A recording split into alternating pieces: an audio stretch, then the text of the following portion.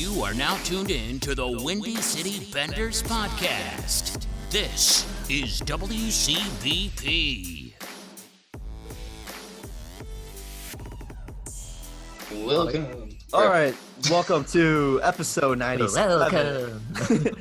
Episode 97 of the Windy City Bender podcast. Today McJesus. the McJesus. I think that's the safe bet. And I call it the Powers. The Powers? powers of McJesus. Oh. Little combo there. Okay, we'll go with the powers of McJesus. So yeah, as you probably heard on, we are joined again by Nolly. Nolly, that's 2 in a row, bud. It's, some might call it a streak. We'll call it a streak. We going streaking? Yeah, we're going Yeah, streaking. especially in quarantine. 'Cause Like- what else do you have to do? Like the new background too with the jerseys. Yeah, I'm in my room. My dad's working on the basement. Looks good. Yeah. Well, These are just the Hawks ones. We won't look at. Well, I guess we can. Yeah, Coyotes. There you go. North Dakota. Do you have anybody in North Dakota yet? No, I kind of want to get Taze on there. That'd be sick.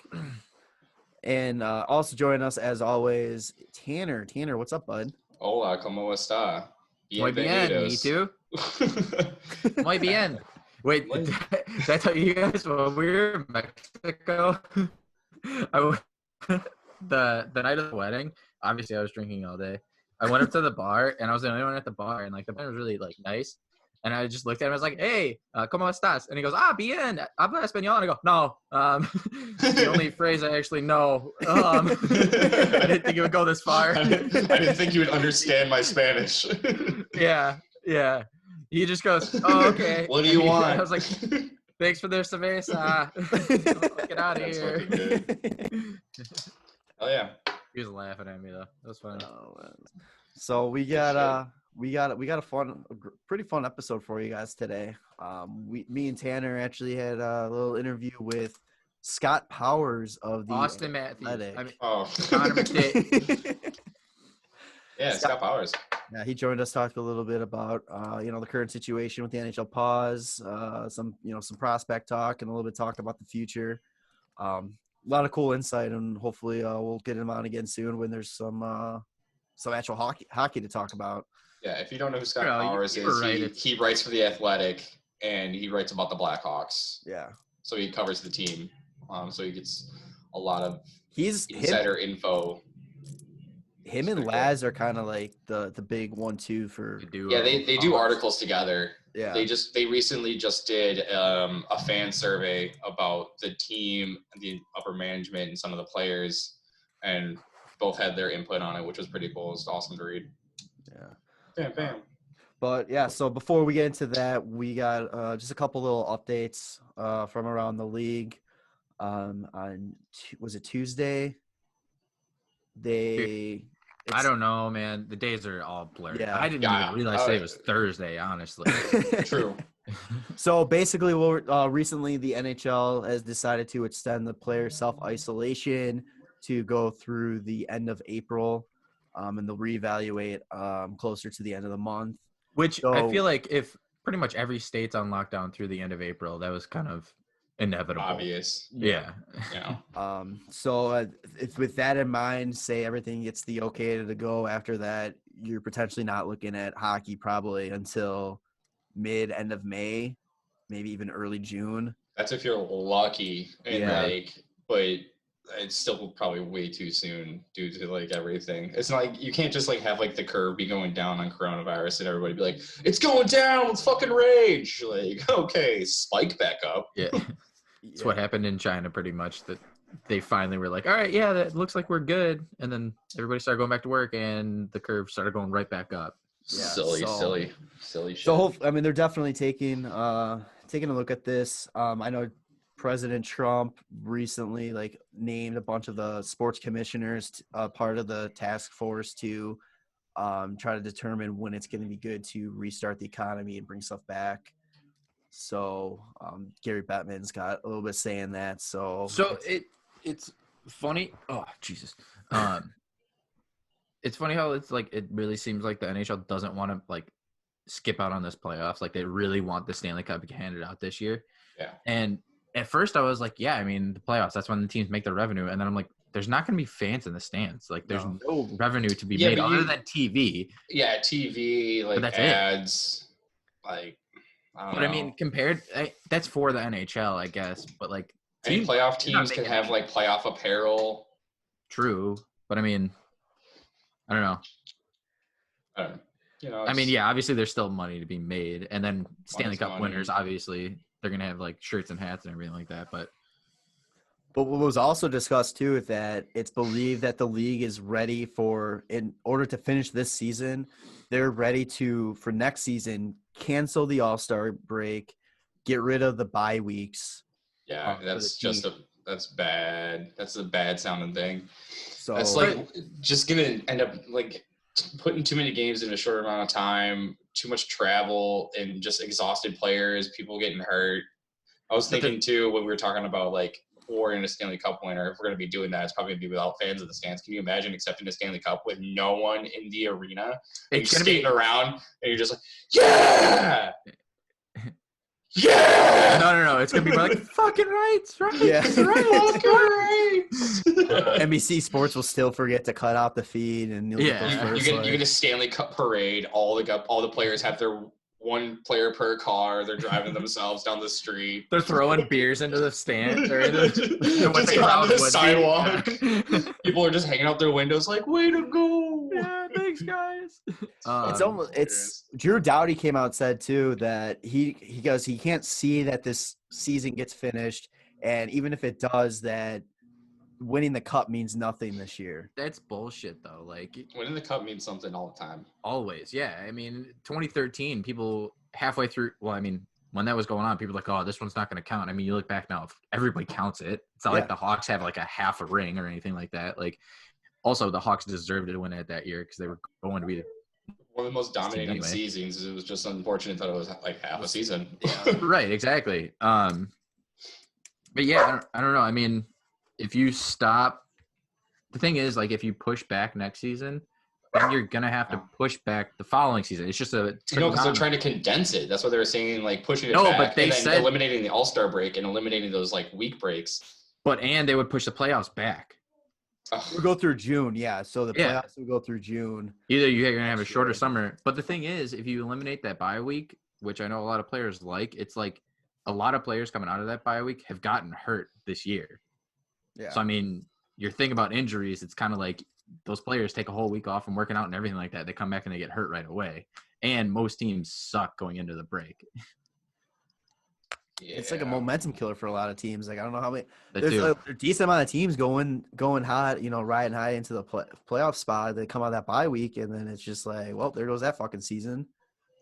Yeah, I mean, I love speculating on when the Hawks are going to come back as well as the NHL, but it's just all we can really do is just kind of speculate. And I wish we had like definitive answers and anything that we could possibly like count on, but it's never going to find out. And shit's just got to be weird, man. Like, cool. Thanks a lot, world.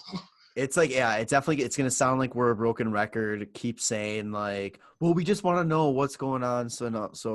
But it's like, that's all you can really say. Cause it's like a lot of people need it. Even teams. It's like, you think a lot of these teams are like, okay, let's focus on what we're going to do for next year. Yeah.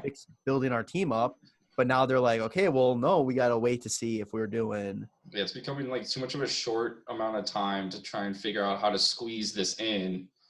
Whereas if they were to just look into next season right away right now, they would probably relieve a lot of tension. A lot of like teams could actually focus on one certain thing rather than being like, well, we don't know if it's going to be coming back. Like, we can't focus on next year if this year is still going on. Like, well, not only that, no matter what you do, people are going to be pissed. Because, if you, no matter what way you break it down, if you, like we talked about last podcast, it was if you shorten the season back so everybody had the same amount of games played, like teams get screwed. If you go by what the playoffs now, teams are getting screwed. If you go by win percentage, teams are getting screwed. Yep. Win percentage. Like, if you just let every team go in for a playoff game, like one play-in game, like you're getting screwed. Like if you just cancel the season, people are getting screwed. Like teams like the Flyers who were riding really hot going into the postseason, like who looked really good. The Rangers were pushing for a playoff spot too. Like, Florida's kind of out on the wild card, but they were right there on the Leafs' tail. So I mean, and not only that, Which is but weird as hell. yeah, completely different. But You can't not get a only wild card that- spot, but you can get third in your division. Exactly. But I mean, the fans are getting screwed because we were about to get a Tampa-Toronto first round series. I mean, like, or that we've been it could waiting have been a or Florida Tampa, first Florida. round series. Yeah. All Florida first round series. Like, Right. It's just you're damned if you do. It's almost like damned if you do, damned if you don't in the situation. No matter what, it's not going to be, even if the season gets played and they get exactly what they want, it's still going to be not a great situation because the amount of revenue they're going to lose, it's going to affect the cap. So then teams are Either way, it's affecting the cap's Right. screwed. The either cap's way. the cap's going to be screwed. The players' escrow is going to be screwed. It's like it's no matter what, people aren't going to be happy with what's going on. So it's like at this point, I feel personally, you just got to do what is best for the safety and what's not going to jeopardize the future of the league. I feel like what they're doing right now is fine. Wait it out. Yeah. If you can end up getting something in before screwing up next season, that's fine. But once it gets too close to next season, you start pushing everything back, then I'm just canceling. I kind of would like to see them do like, okay, if we start playing by X amount of time, we finish the regular season, playoffs go. Here's what our idea is. Like right. this deadline, you can have a timeline of like, yeah. if this, let's say we start here, this is what we're going to do. If it gets pushed back, here's what we're going to do instead. Like, Yeah. And then this is the final date where it's like there's no Right. season. Yeah, that would be perfect. yeah, because it's just kind of like we're all going to be sitting there like hoping. It's like, all right, cool. Like here comes this deadline's coming up. Like maybe we can. And it's like, Right. all right, well that one's passed. Now we're looking forward to the next one. Like, But also it's like content for anybody that talks hockey, like, oh, this is what they could do. It's Right. like that's what everybody has to talk about right who now. fucking Man, talks it's- about hockey anyway, man? Yeah, it's dumb. It's not even like real. It's not It's not even an essential. So, Mhm. yes, broken record. I'm sure next week we'll have one little teeny tiny bit of update information that we'll end up talking for 30 minutes about. But Why not? slowly hanging in there. And then there's unfortunately some sad news that went throughout the league. On Sunday, Colby Cave passed away from the brain bleed that he had. Just absolutely terrible. 25 years old, recently married, kind of thing. Like just Yep. finally getting his shot at the playing kind of thing. It's just absolutely fucking terrible. And seeing his wife's post about it and all that, it's Absolutely gut wrenching. Yeah, Like, she was saying things like, what did she post? Like, this time last week you were just complaining about having a headache. Like, I guess he was just complaining the day before that he had a headache, and then he ended up going to the hospital for it, and then it turned into all of that. And then she was saying, I never in my life, or never in my, like, did I ever see, like, before our first year wedding anniversary, that'd be Right. a widow. Like, are you kidding me? yeah. crazy. Yeah. But it was another good. I mean, it was a good sign though. It just shows how amazing the hockey community is. All the tributes put out there. Then on Monday, there was like a memorial service. I don't know if it was transferring his body somewhere, but there was like a highway. It's like 1,000 cars. Yeah, just Just to pay lined up tribute for for him as they're moving by. Yeah, just absolutely fucking terrible. I don't know if you can really say too much more about that. It's a shitty 2020. Yeah, Yeah. but yeah, that's try to thoughts go to the Cave family and the Edmonton Oilers and anybody who's really affected by that. So we'll transition over here to a little bit of Hawks talk. Yeah, let's pick up the mood a little Pick bit. up the mood a little Nolly, bit. hit it with it. Dude, break the mic. There we go. I couldn't So- even hear myself. I could do it louder if I I wanted. could not hear that. It's just like froze my Jesus Christ. R.I.P. headphone Can't hear myself in users. these headphones, man. So some news kind of go back to the COVID. The Chicago Blackhawks announced that they are canceling this upcoming summer's annual Hawks convention. that was going to take place end of July. Yeah.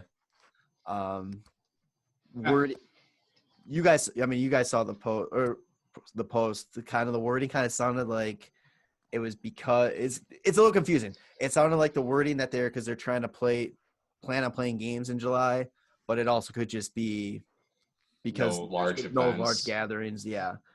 Yeah. So, I mean, are you guys looking too much into this at all, or just kind of? I mean, it's the smartest thing. Like, I mean, I don't think there's any way you can really just.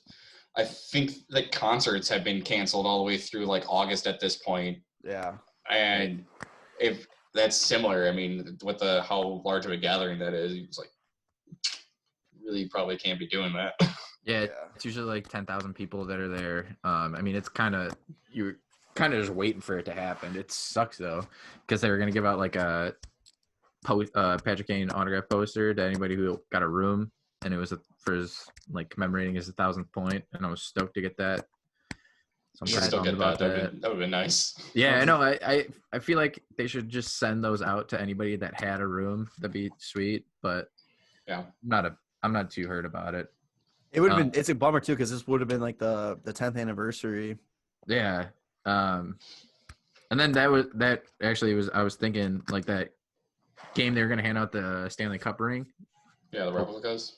Yeah, they were also gonna have like most of the guys from the 2010 team on the ice before the game and do like a whole commemorative thing. So I'm like wondering if next year they're actually gonna go through with that, because I think a lot of fans would enjoy seeing that after everything that they did last year. Yeah, the 11th year anniversary. Yeah, why not, man? Everybody always remembers the 11th year, not the 10th. That's true. Or you can just hold off and do the 10th for the 13.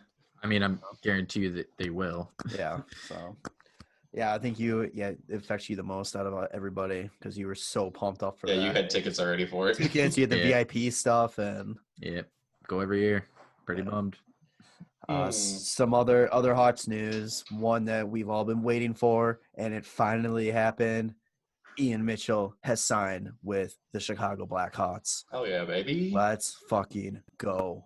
I just want him to be anything just somewhat close to like Cale Makar, because that would be sick. He didn't win the Hobie Baker, but it doesn't matter because he's so good. I was watching highlights and he looks so smooth. It's crazy. Yeah, hopefully he can make that transition like Makar did, because Makar did not miss a fucking step. He stepped in and became a first-line fucking defenseman. Like, yeah. You're like in the playoffs. Yeah. Yeah. What are you doing? You're not supposed to do that. So yeah, I mean, so did back a couple of years ago, Charlie McAvoy did that in Boston, and Torrey Krug both did. They all did that. True. They stepped in the playoffs. Their collegiate season ended, and then they're like, all right, you guys want me for the playoffs? Sounds good. I think if the Hawks would have made the playoffs, Mitchell probably would have done the same, but obviously they could have had a chance. We'll never know. But we don't exactly know what the terms and the length of the deal, because it's all 3 year. Yeah, so it all really depends on what happens here. So it sounds like if they somehow play again this year, he's playing. Yeah. Which is weird. Yeah, I don't know how that's really gonna work. Yeah. Well, actually, I did read it. It was something like if they do get back and start doing the regular season, then his contract does kick in this season, and so he would be eligible to play. And if it doesn't happen, then his contract doesn't actually start till next season, which is pretty cool. What's the point if they do end up only playing 10 games? Save it for next year. No, because he's already signed. Oh, I got you. So that's one of the benefits of like signing like later in the year as a collegiate player, because it burns a year off your contract. So that's why a lot of players will like forego their senior year, because it's like, all right, cool. You know what? I burned a year, and like then I only have 2 years, and then it's like sign a bigger contract. Right. Plus, they're usually like, I mean, like the Hawks, but a lot of times like those players are either teams are looking for them to sign because they're about to enter the playoffs and they think that they can help them, and it's like more of an incentive. It's like, yeah, we want to sign you for this playoff run, and if you can help us, like it's more than happy to burn a fucking year off that contract, you know?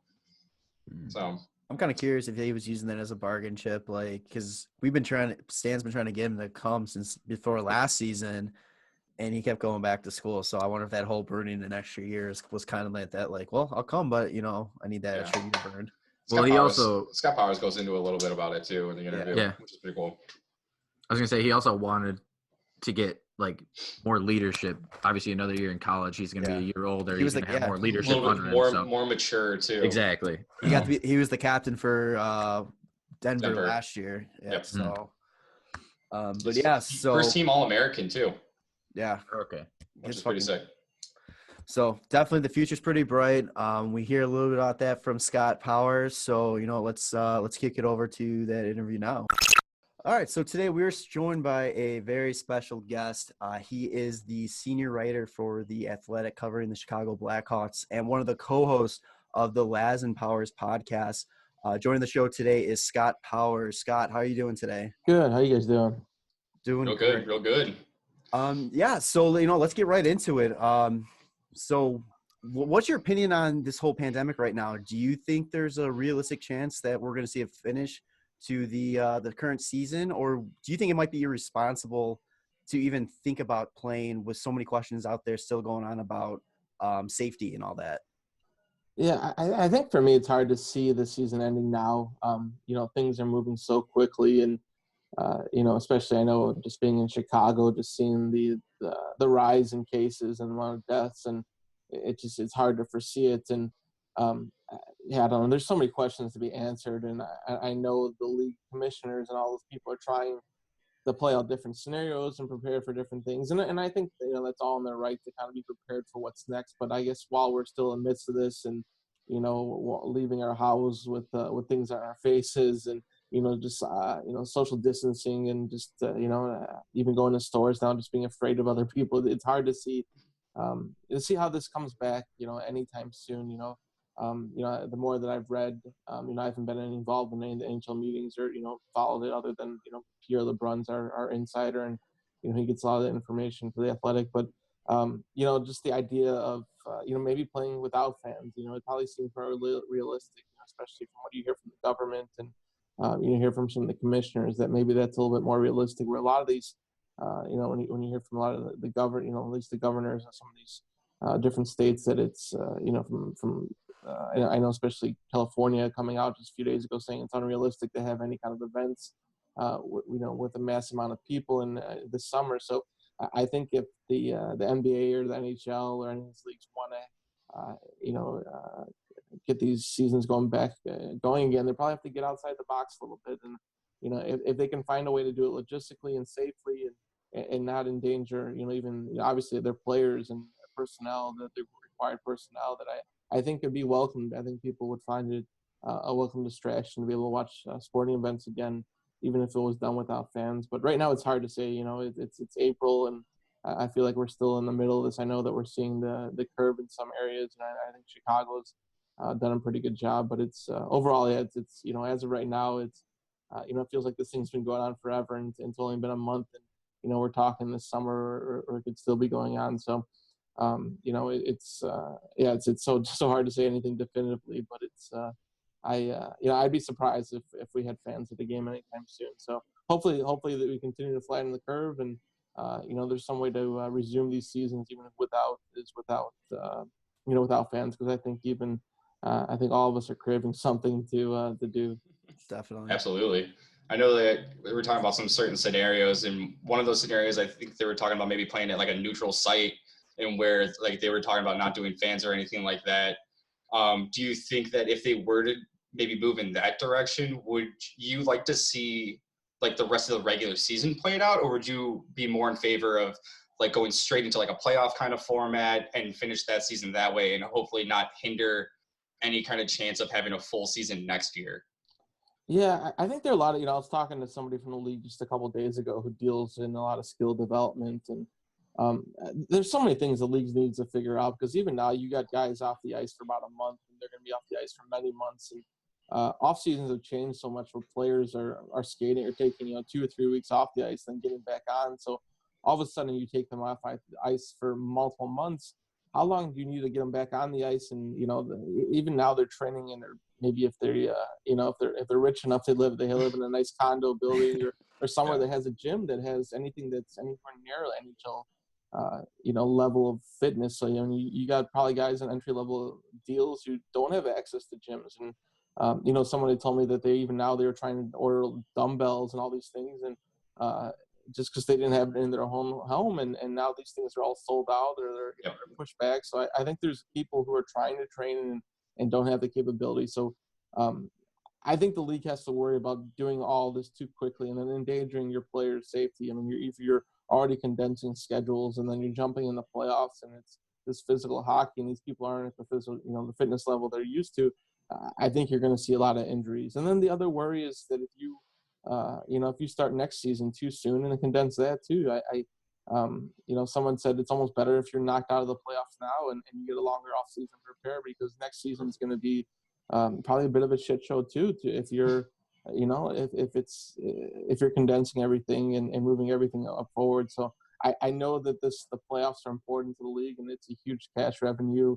And so maybe that's the priority where I know they want to get in the full, 2021 season too. So I'm curious if at some point they need to kind of decide what the priority is and where, what makes the most sense to, one, to make money, but two, also let's not kill our own players, Exactly.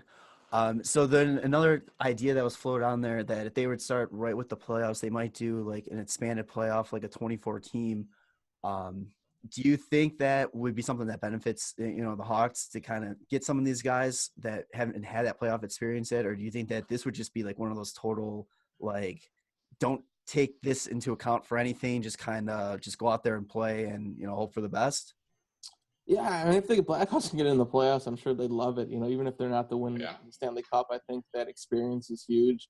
I think for the organization, if they can say they got into the playoffs this year, I think that would be, something they can probably be proud of, considering that they're probably headed, towards the third year not making the playoffs. So I think, and you never know. It's still hockey, right? Like, it's just, Corey Crawford stands on his head. Kane comes back, at a higher fitness level than some other guys, and if he's scoring goals, and it feels like a different game almost. It's there might be some a little bit more disparity between players depending how much they trained and what level they come back at, and if you got guys coming back healthy or whatnot, it feels like it's just going to be a whole new season just based on how much time off is going to be between when the season was put on pause and when it starts again. So. I think for the Blackhawks, if you can get in the playoffs, they'd love it. Whether that's fair to the rest of the league, you probably have to ask the rest of the league. I'm sure the Blackhawks and their fans would embrace that. So, I think it's an interesting scenario because the Blackhawks probably weren't going to make the playoffs based on numbers, but there are certainly teams that were closer to that bubble that would be a lot more pissed off if they just kept it to 16 because teams that were in the playoffs now, but not by points percentage and probably get bumped out, will probably have a little bit of a stronger argument than the Blackhawks. Yeah, I mean, we would really hope, we'd love to see the Hawks in the playoffs sooner rather than later. But, I think right now it's all about like a safety thing for everybody. So like if this doesn't continue and we end up just scrubbing the rest of the season and we go into the off season now, like we're looking at, like, we've already signed a few key guys that we had drafted with Ian Mitchell and like Evan Barrett. And we had read your article about Ian Mitchell where you were going into like a deep dive on some young guys.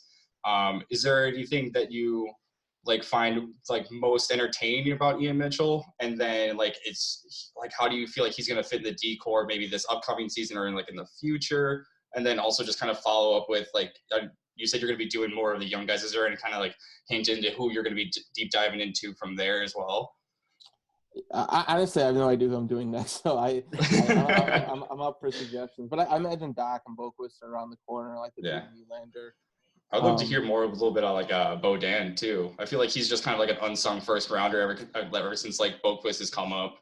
Yeah, we actually we have a story coming out, I think tomorrow, or I'm not sure, either tomorrow or the weekend or next week. But we tracked some Rockford games and did some tracking data that kind of breaks down a little bit about Bodan and Hagel and some of those guys. But we tracked, I think, 3 games, and Corey, who does he does a shutdown line on Twitter, and he tracks a lot of data for us. So he helped me with this story where we kind of broke down some of the zone entries and exits and offensive zone stats, just to kind of take a deeper dive into Rockford and stuff that we usually don't do with the AHL. So it was a little bit fascinating. He did a lot of the heavy work, and I went back kind of gave my eye test of the games and looked at McKenzie and Twistle and some of those guys. So hopefully it's, for the people who are kind of nerds about this stuff, it's I think it was a little bit different look at maybe some of the Blackhawks prospects. So we'll have that running the next few days. But with Mitchell, it's a lot of it is just his skating ability and the fact that he's been in college for 3 years. The Blackhawks certainly pushed for him to come out last season, and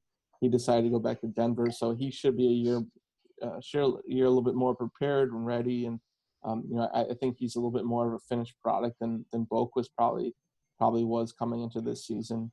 His habits are a little bit better. He's a little bit more reliable in the defensive zone. Boquist's offensive upside is obviously higher, but I think Mitchell has a chance. A lot of it's gonna be numbers games for the Blackhawks, and where what level Seabrook comes back at, and I would imagine it takes Mitchell to kind of some time to still get his feet wet turning pro, and maybe he starts off in Rockford or but I think they'll give him a nice look and give him a chance to make the team. But again, it's about numbers and what the Blackhawks do this offseason. But you got a lot of defensemen coming back, and now maybe Lucas Carlson puts himself in the mix, and they got some younger guys they certainly like, and then they got some veterans coming back. I thought Oli Mata, especially the second half of the season, played a lot better, and they got to decide if they're going to re-sign Slater Cuckoo, because at least when you look at analytically, Cuckoo was one of the better defensemen down the stretch. And so I think there's some positive signs that defense getting better. A little bit of a hope, analytically, and when you look at the numbers, and certainly they had their struggles this year too. And I know Carlton was still trying to work his system in, and having scratching Seabrook and maybe putting that message out there was a positive sign. And Kelvin DeHaan played really well until he got hurt. So if everyone's healthy, and if Colleton's playing the players who deserve to be playing, and I think the Hawks can maybe assemble a defense that's that's improving. I don't know if it's great yet, but there's got to be some hope. And Boquist takes the next step. Mitchell comes in and can hang with those guys. I think there's certainly a little bit more optimism than there has been the last few seasons. Yeah, definitely. I know it's crazy that, after winning all those cuts based on our defense, and that's now like the Achilles heel of this team, it's nice seeing that these younger guys are getting, the looks and the opportunity to come up and, try to help right the shifts to, have a set up for the next 5, 6, 7 years on the back end. But another kind of question up there now is kind of back in the goaltending.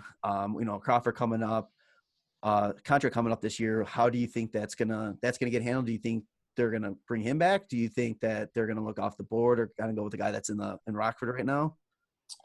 Yeah, I think Colin Delia is going to be part of the equation, and just even having watched these couple of games from Rockford over this last week, I think Delia, I think he's legit. I guess we've yet to see him dominate at the NHL level. He was pretty good last season coming up, and then had a little bit of rougher stretch, and then when he was kind of assuming to be the number 2 this year until they brought in Robin Leonard, goes down to Rockford. Early in the season he struggles. He was expecting to be in Chicago. His girlfriend was, unexpectedly pregnant. He was dealing with a lot of things, and he struggled. But then, for the 2/3 of the season, he's one of the better goalies in Rockford and better goalies in the AHL again. So I think he steps into that spot. Maybe Kevin Lankinen.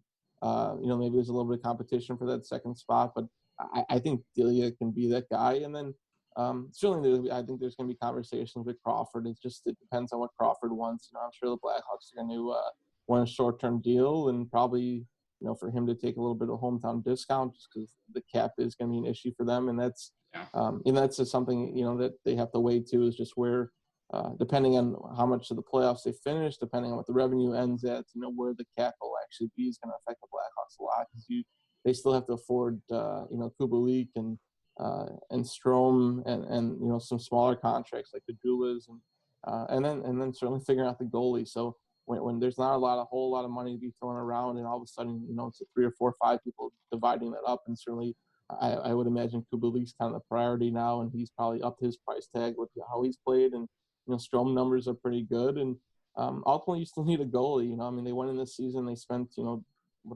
million on two high-end goalies, and it's probably going to be a very small piece of the pie next year when you look at the 2 goalies deal. You'll make $1 million, and then whoever that other goalie is. So the Blackhawks won't be putting as much money into the pot for the goalie. So does that affect the picture too? And do they have to worry about Crawford's health? He's certainly been healthy for a good stretch now there. But if he has another concussion, what happens and where's that put them? So I think there are a lot of questions that Crawford has to weigh about what's important to him and how much term and how much money he wants to get, late in his career. And also the Blackhawks kind of have to figure out where they're going. And, is it win now or is it win in a couple of years? And where's Crawford for that picture? So I imagine there's a lot of discussions going on. And, I haven't heard a whole lot. And, Blackhawks have to keep a lot of this close to the vest. So, yeah, I'm just as curious as you guys are where the goaltending situation plays out. Yeah. Well, we really appreciate you coming on and answering some of our questions. But before we let you go, go ahead. Before we let you go, we always ask all of our guests this question. And with you covering the team for as long as you have, I think you might have a good one. What is your favorite, hockey memory? Whether it's something you covered or watched or anything like that. I guess it'd have to be something I covered because I've told the story a little bit more lately. But I didn't grow up a hockey fan. I didn't even want to cover the Blackhawks when ESPN put me on hockey. So. It's been an evolution of me enjoying hockey and me covering hockey, and I certainly embraced it and hopefully I've become a better reporter because I was pretty god awful when I first started ESPN covering it. So I don't know. It's weird because covering the 13 Cup and the 15 Cup. I'm not a Blackhawks fan, but obviously you want to cover big games and those are big moments. But a lot of time the media would spend the third period. Down in the press room because you want to be close to the locker room when the game ends and you're in there. So a lot of the big moments the Blackhawks had are I'm watching on TV like everyone else. And, over the last, 3 or 4 years, I've made sure I've stayed up in the press box just to watch every moment just because I hated having to watch a lot of those on TV. So unfortunately, the Blackhawks haven't had as many successful moments since I started doing that. But, so unfortunate. Just I guess even from an objective standpoint, but I don't know. The Boston thing was exciting, and even being on the ice and covering that, and I guess a lot of it just looking at it from a reporter's eye, and being on the ice and interviewing people, and doing something different. But the whole 17 seconds thing was crazy, even just being in the press room in Boston and trying to cover that. So it's everything was kind of bang bang, and you're trying to finish the story because the ESPN you got a story, you gotta have a story at the horn basically. So trying to I don't even know if I had the 17 seconds in there, and I was more like, oh, the Blackhawks scored and they scored again. So I don't know if I have one specific one, but it's been even covering a losing team, it's been interesting, a bit of a challenge and something different. And them covering, having a third, the number 3 overall draft pick last year was interesting. So I know that I'm not directly answering your question, but it's, it's all good. Yeah. It's often, I'll try to think about that. I'll certainly ask me to be on the podcast again, and I'll see if I can come up with a better answer. Well, yeah. Awesome. Yeah. Well, Scott, we really appreciate it. You coming on. We always love reading your work. So they can find all your stuff on The Athletic. And where is your guys' podcast strictly on The Athletic, or is that? It's on it's on iTunes, and I think it's everywhere now. So yeah, we used to be doing 2 podcasts a week, and one was under the behind the paywall and one was free, and I think they're all free now. So people can find it on the app, on The Athletic, and probably anywhere else they listen to podcasts. So it's Laz and Powers, and then you can find all of our work on The Athletic as well. So. Awesome. Yeah. Scott, thank you so much for coming on. We really appreciate it. And hopefully, we'll have you come back on, when we kind of got a little bit more answers about what's going to happen. And yeah, for sure. A little bit more of a better mood, like maybe some hockey's being played and, maybe the Hawks are in a playoff spot or something like that. It'd be great. Sounds good. No, stay safe, guys. Yeah, you too. Thank you, Scott. All right. So thanks to Scott Powers again for joining us and giving us a little insight to subscribe to The Athletic. Yeah, certain situation with the season, looking to, the rookies coming up. I love that he kind of gave his opinion on the goalie situation going forward as well. Definitely, yeah, if you aren't subscribed to The Athletic, it's worth it. I believe they're doing a free thing right now during the during this whole Corona pandemic. They always have deals going on. Yeah, but Yeah. it is worth it. Everything, all the content on there. Everybody's kind of like, I don't want to pay There for are it. actual sports journalists that like get Yeah. like inside views on things too, and are Mhm. getting a little bit more analytically involved, which is pretty nice. Yeah, and Scott is definitely one of the better ones on there for sure. And definitely check out his and Laz's podcast as well. We'll definitely toss links in the. After you listen to ours, go ahead and check theirs. Well, I mean, if they've heard that, then obviously they really listen to ours. So Yeah. So. once you snack on that one. Yeah. Just So, snack on thanks that again. one. Yeah. So thanks again, Scott. Hopefully we'll get you on again soon. So to wrap this show up, we're gonna do something kind of different and kind of fun. We're going to do a fantasy draft, filling out 3 forwards, 2 defensemen, 1 goalie of all-time Chicago Blackhawk players. Yeah. So- I don't give a shit what you guys do. I'm doing anybody that ever wore a Blackhawks jersey. Yeah, That's all-time fine. players. No, that's fine. I got guys on my list that people would probably argue, but they played a game. So Definitely, Hey, yeah. that's what I'm saying. yeah, I'll 100%. lean Alright, more, yeah, I'll So definitely lean we more towards Taylor. we did a little lottery to see who would go first of us 3, and Jarom's going first. I'm going. Did you guys make second. me go third because I And- wasn't there for the interview? Is that And why I got Nolly's third? going third. No, Is that actually, why? we talked about it beforehand, and then and then I did the lottery thing like a few times, and you kept coming up third, and then Bullshit. it came up first, and I was like, all right, well that's not gonna happen. So Collusion. Well, he wasn't. It fucking happened. So- I showed you. Yeah, so the only real rule here is They have to have played a game for the Hawks. Yeah, they play had to for the have. They Hawks had to wear the Hawks sweater. and no duplicates. So once Yeah. once they're picked, they're picked. It's True. And real also, draft. I don't know. You guys are doing 3 forwards, 2D, and a goalie. I'm doing left wing, center, and right wing, and then 2D and a goalie. Tanner's being an overachiever here. You know? Bam, Nah, baby! man. I'm confident in my guys to be able to jump from wing to center. I'm confident. Yeah. Okay. If you can't play all 3 positions, Oh, you got all wings. Yeah. The fuck? All right. all right. So I will kick this off, and this is why I didn't want to be number 1 because this is bullshit having to pick between 2. No, it's not.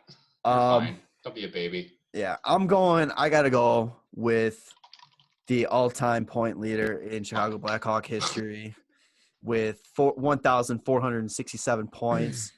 The late great Stan Mikita. I never heard of him. One of my all-time favorites. Go ahead, Stan. Take a bow. He is one of those players that I never got the chance to meet before he passed, and he's one that I always I hear nothing but great stories about him. Was exactly what it meant to wear the Hawks jersey. So got to Played every game with the Blackhawks too. I'm Yeah, pretty 20, sure, right? 22 It's years. crazy. Yeah, I mean, buddy. Definitely wish we could have witnessed him play, but it's a little bit before our time. Yeah. I think one of my favorite stories about him was he had so many like penalty minutes. Mm-hmm. And then it was like his daughter or something like mentioned to him like, why are you always sitting in that one side of the ice? And then he's like, oh wow, yeah, I do take too many penalties. And then he just like exploded. He's like for one of points.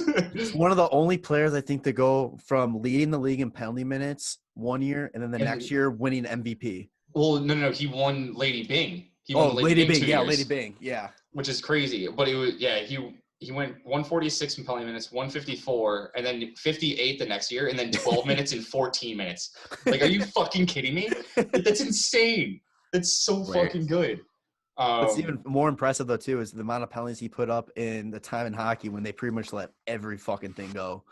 Yeah. Oh yeah, like you got to do some dirty shit to get some penalties, man. Or lots of fights. Yeah. True.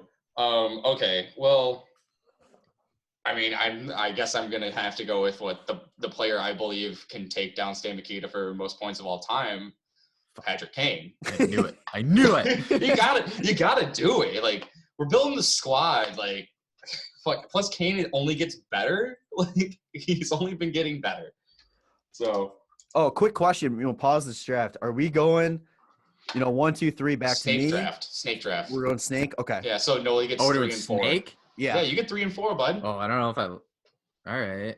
Why? Do you want 3 and Well- 6? Does that make sense? I mean, that's the way the NHL does it, but whatever. Yeah, but this is like, I don't know. That seems really unfair, though. Well, I got to go with one of my all-time favorite Blackhawks, hanging up right here, number 81. Ooh, yeah. Boss the Boss.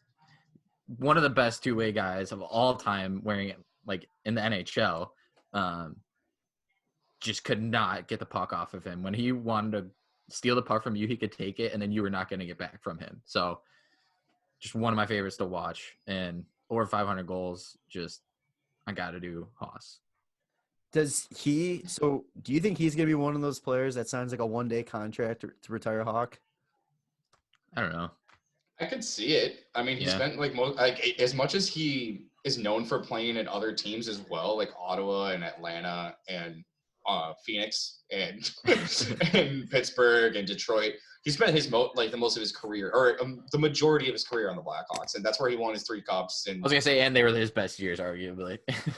I mean, I think he had better point seasons, but he, like, oh my god, dude, like watching, like, since we've been doing nothing but like watching hockey highlights and like playoffs and stuff, you just like get to watch Hossa and you're like, nobody can get the puck off of him. Like, he's always got a stick on the puck too, and you're just like, it looks so effortless. And oh my god, I just remember like when we first got him, and like earlier on in that season when he first started playing, I was like, holy shit, he's so good. And then there was I don't know if you remember the one goal he had. I forgot who they were playing, but the puck got chopped into the air, and he's like going by like Tampa the Bay. top of the circles. Oh yeah, and he gloves it down and swats it before it hits the fucking ice. Yeah. I was like, you gotta be kidding me.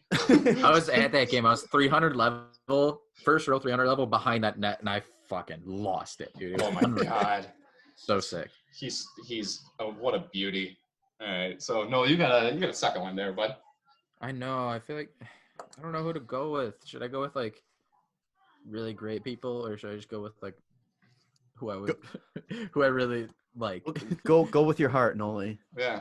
But I really don't know who to pick. You know what?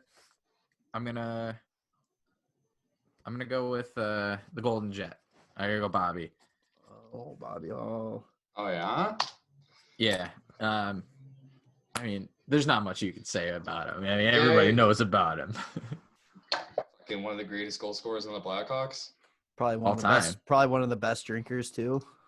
Hands down. Probably. Come on. Yeah. All-time leading goal scorer for the Blackhawks.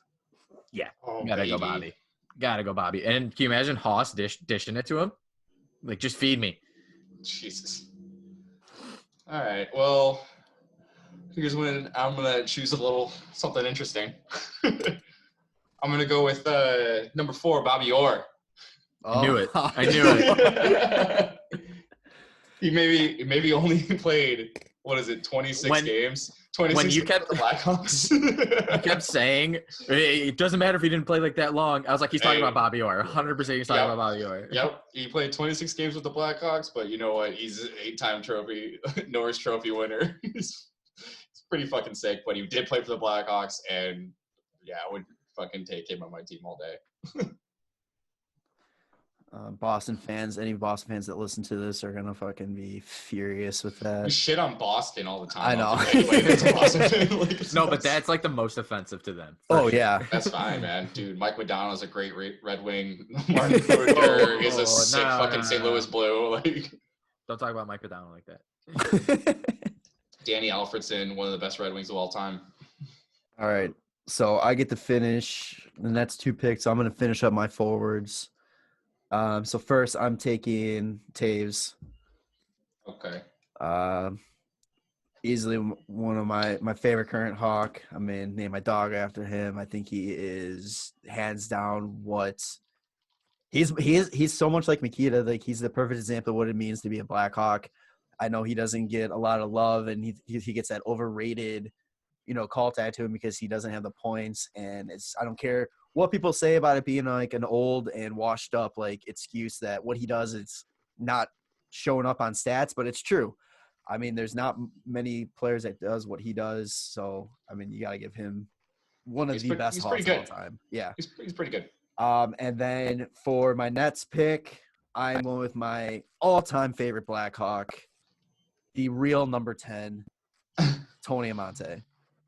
Tony Amonte. So Tanner had a cool idea that we're gonna probably do down the line, talking about some of the older players that some new fans might not know.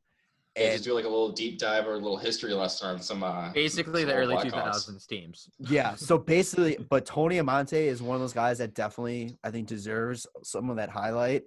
What this guy was doing on this team when he played for some dog shit Blackhawk teams, he put up 268 goals, 273 assists for 541 points in a Blackhawk jersey. He was the captain for the Hawks for a couple of years. It's him, Chelios, Roenick. It's such a goddamn shame that they couldn't win the cup in the Hawks jersey for everything that they did to try to like make this team relevant in like the late 90s and all that. Yeah, I was watching the 2010 like Stanley Cup Finals, and it was that broadcast where they're skating around with the cup on the ice, and Jeremy Roenick's talking about them and starts to tear up a bit. And he's just like, "It's the Blackhawks, man. Yeah. It's the Blackhawks." And every single time, I'm like, "God damn it! Oh God, don't make me teary-eyed." People chirp him for that, but it's like he you never got to kidding me? do Like, it. Yeah.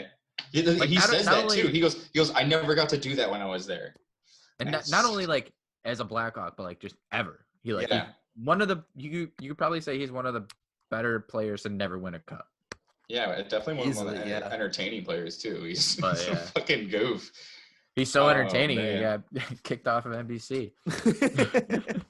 Okay, so my turn. Yeah, Tanner, you're Yeah. up. All right, I'm gonna go ahead and probably go with one of the best goalies of all time. Not best Blackhawks goalies of all time. One of the best Don't do it. goalies of all time. Don't do it. Don't- Dominic Hasek. Oh, okay. That's fine. That's what I'm saying.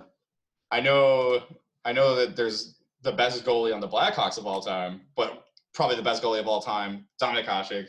Fucking 2 Hart trophies, 6 Vezinas. Are you kidding me? Yeah. Oh my God, 2 cups, 6 All-Stars. And the Hawks kept Eddie Belfour instead of him. I'm very so going by how Tanner's picking. And then Eddie Belfour ended up beating him in the Stanley Cup. Which, yeah, it drives me crazy. I wonder the way that Tanner's picking. I wonder if the games played for each of these guys on the Hawks will come anywhere near Patrick Kane. I mean, Kane's on my team, so. No, that's what I'm saying. Like, so who's gonna have more games played, Patrick Kane or the rest of Tanner? The rest of your Oh, team. Kane was gonna have the most games played for sure. All right. I'm going this just because I was watching highlights of him earlier, and I'm stealing him from your team, Tanner, because I'm taking Breadman. Because Oh, I was watching motherfucker! Panarin and Kane highlights earlier, and it just got me so hyped. And Dude, I could use some he was my leg. number 1 left wing choice. I could use some leg kick on this lineup. My forwards Oh, are give it to me though. Haas, Hall, and Panarin. Like, come on. Can you What a imagine beauty. Bobby Hall just feeding Hossa and Hossa feeding Panarin and Panarin just giving a leg kick and Bobby's going, So what the now fuck I know was what you're that?" talking. Now I know what you're talking about when you fucking say it. I believe any of my guys can move over to center if I want. Yeah, exactly. Fuck, I was thinking about it too. I was like, I should take Panarin right now. But I was like, As soon as you took Kane, I was like, fuck, he's gonna try and get Panarin. So obviously my forwards are set. I know you guys aren't, but yeah, I know Poetzy is gonna be surprised. I did not take Marty Havlat. I'm surprised you didn't take. Yeah, Marty Havlat. I know. We were actually I know. talking about that when we were waiting for you to come on. Tanner's like, I'm gonna be shocked if he doesn't take him. So the other 2 guys that were on my forward, well, 3 guys were Havlat, Dave Boland, because guy was a fucking mutant for the Hawks. Steve Sullivan, talk Yeah, about early 2000s. He's one of my favorites during that time, and obviously JR. he's got one. Steve Sullivan's got one of the best moments though too, when the Oh yeah, in him for getting hurt, and then that same fan gets hit in the face with the puck. Like, and he trips the man. That's the best. That is probably I think one it of the was best things I've in ever seen. Nashville too. I want to say. Yeah, it was That Nashville. great. So starting with my D now, I gotta go right down the line, baby. Number 4, Hammer. Oh, I was like, wait, I said number 4. But yeah, dude, Hjalmarsson is so fucking. He's good. honestly one of my. He's got to be my favorite defenseman that's ever worn a Blackhawks jersey. He was so good during those cup runs. I'm still upset that Bowman decided to trade him away because Yeah, I don't. he wanted to piss off Quinn. But whatever, we don't have to talk about it anymore because Because it's been a while since we brought up Jarom. Because it's a what was it? It was like a salary thing where you Also, had more control over. We just talk about how Murphy. cute. Oh God, yeah. Just laying on my leg. I think John Mercy getting traded is the only time I can get Nolly on my team for like fuck Bowman. I mean, It's the only time, but I whatever. don't know why you want to put your dick in him, but He also traded away Hossa. I don't know if you know about that. Yeah. Same team too. Yeah. Well. All right, Tanner. Oh man, I'm trying to think. Oh God, this is becoming more difficult than I wanted it to be. There's so many guys I want to take. I know. Yeah, I'm trying real hard to decide here. I think I'm gonna go center. I'm gonna go with the center. Okay. Do I do it? Do I do it though? Do it, Tanner. Do it, Tanner. Yeah, I think I'm gonna go. I'm gonna go Dougie Gilmore. Nice. Dougie Gilmore for my center. That's a good one. Yeah. Who are you contemplating? Phil Esposito or Jeremy Roenick. Poor JR, no love. I'm going like I love Jeremy Roenick, but I'm going with like guys that have won shit. That's kind of what it is. Like how many trophies can I stack on this team, individual and team? But yeah, so looking pretty good right now. I gotta find a left wing. All right, so I will take my first defenseman. I'm going with number 7. Which one? Chris Chelios. That's good. I like it. I was looking at his numbers too, and it's almost They're inflated because he was in the league for so long. But I'm talking about just with the Hawks.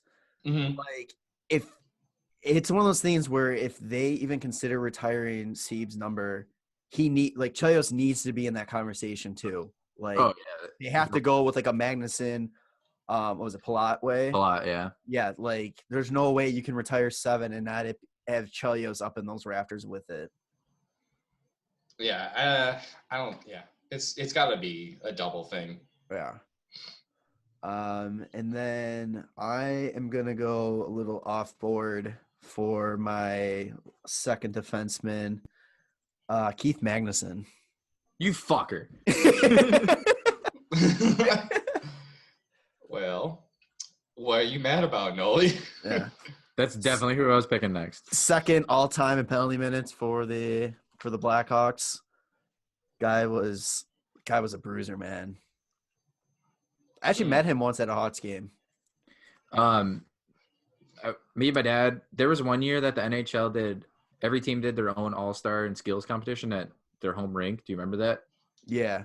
Me and my dad went to the Hawks I was there for that. Yeah. Yeah, I was at that one too. And they had a bunch of people. Steve Passmore was in that too.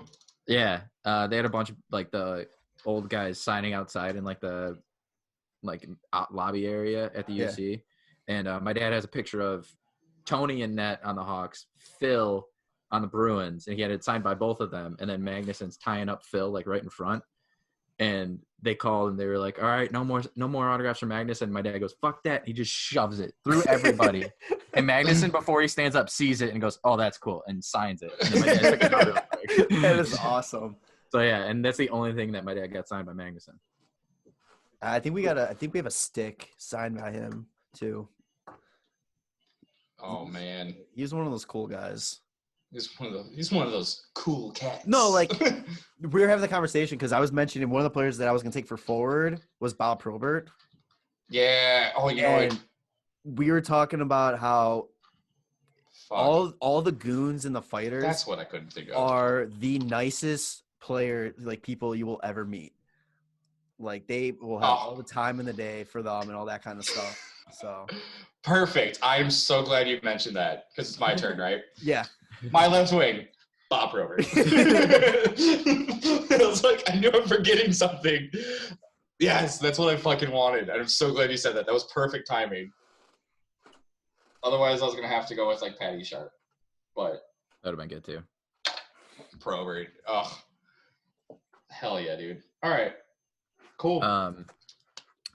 Well, This is the end of the 4th round. Get into I'm it. contemplating. Fifth There's round. 2 guys. There's 2 guys that I'm looking at for my other defensemen. One is because I just really liked him, and he was great for the Hawks during the first cup. Shut up, Maple. But I'm gonna go with the other guy, kind of off the board, Doug Wilson. Doug, he was on my Nice. list too. Yeah, Doug Nice. Wilson, 779 points as a defenseman. He leads or second third. Fuck me, all time on the Hawks. But like, for D, but he played basically 100 and 200 less games than Bob Murray, who's above him, and Brent Seabrook. Yeah, He's also got 764 PIMs. So I was shocked when I saw his points in the Hawks uniform, man. I did not think like that's insane. Yeah, we've had some good fucking players on this team. Not too shabby. All right, it was your goalie. So your last the other pick, guy, huh? the other guy I was gonna pick was Brian Campbell because I love Brian Campbell. Campbell's sick, yeah. Yeah. My goalie won a Stanley Cup. Only Russian goalie to ever win a Stanley Cup. Nikolai Hobby-Bulin. Hobby-Bulin? No shit. Love Hobby. He was unreal. His whole career, he was sick. That's hilarious. That is so great that you went with Hobby-Bulin. Yeah. All right. Well, My goalie list was Hobby-Bulin, Crawford, and Jocelyn Tebow.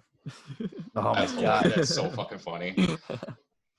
This is gonna be great because this my last position is another defenseman. Just just a great Blackhawks defenseman. I don't know if you guys know this, but Paul Coffey. I'm gonna go with Paul Coffey. He's got 3 Norrises, like So 4 cups. So like when we put this out, everybody can vote either for me or James answers or the asshole answer. Dude, we played 10 games with the Hawks. So you tell me. Still was he not a counts. Blackhawk? How many games did you play with the Hawks? Yeah, I think so. Best curve ever. The Paul Coffey Sherwood curve. Oh, baby. Yeah, that's fucking, yeah. So that's my team right there. Yeah. And then I'm going with Belfour for goalie. Yes. No love. Before we started this, I was searching through like goalies and stuff, and I was like, "Hey, Jarom, who do you think? Which goalie do you think has the most PIMs on the Blackhawks, like all time?" And he's like, "Oh, I don't know." I was like, "It's pretty obvious." And he Yeah, couldn't think of it. It's fucking Eddie Belfour with 240 penalty minutes, and then in second is Glenn Hall with 62. And that's because you could whack the shit out of people back then. It was, oh my god, it's crazy. I don't know what just happened here. Belfour only had like 8 seasons or whatever, and Glenn Hall I think has much more than that.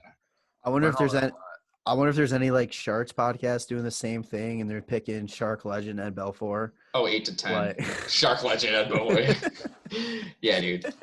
Well, Yeah, did he play a season up there there or with like the- only a few games? I think only a couple games. All right, let's find I Do you out. think there's he a got- Blues? Do you think there's a Blues one picking Marty Havlat? San Going Jose, 2 games? 13 games. Picking Havlock, Gretzky, and Yeah, let's just throw in Hall, like an Yeah. actual guy.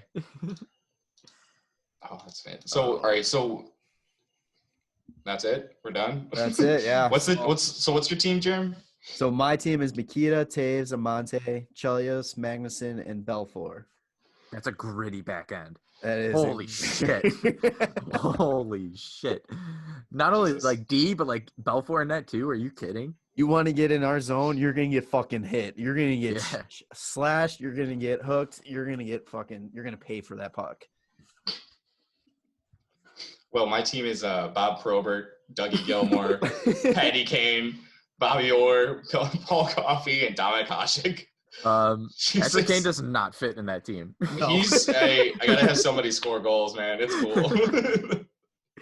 Yeah, Kane and Coffee. That's it. Everybody else is just fighting. All about it.